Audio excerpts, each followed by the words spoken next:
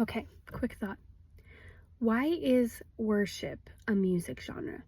Now, I know there's people that fight back and forth over should it be a genre, should it not? And that's not what I'm talking about. But what if making worship a music genre has confused the church about what worship really is?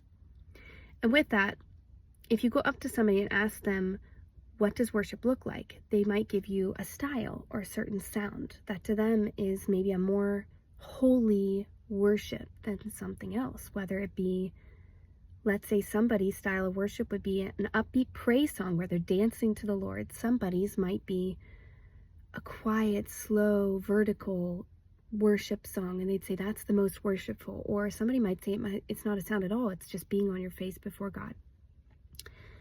Well, to be honest, all of those can be worship, because worship is not a style. It's not necessarily a sound, specific sound. It's a matter of the heart. And that way, worship could be somebody who's crying in the bathroom out to God. It could be somebody washing their dishes at home, but their heart is worshipful. It could be somebody, a child running around with joy in their heart for Jesus. It could be somebody driving on their way to work, not even singing. Singing is a way of worship, but worship is truly, if you look in the New Testament and Old Testament, worship, it's kind of like what people used to do to the gods or to God when they offered sacrifices. Now, we don't have to offer that anymore because Jesus was the ultimate sacrifice, but still, worship is that kind of an attitude, a sacrifice. It's a sense of humility and surrender and giving something up for God, like less of me for more of Him.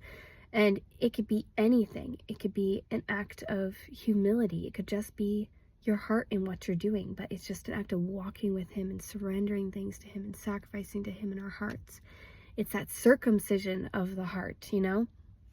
And so, what is worship? What is worship to you? There's so many different examples in the New Testament where Paul says giving to the poor is a sacrifice to God, or leading people to Christ was a sacrifice to God for Him. Just something really cool that I've been doing a lot of research on. So if you want to hear more about it, go ahead and follow, because I'm going to be posting more about this later.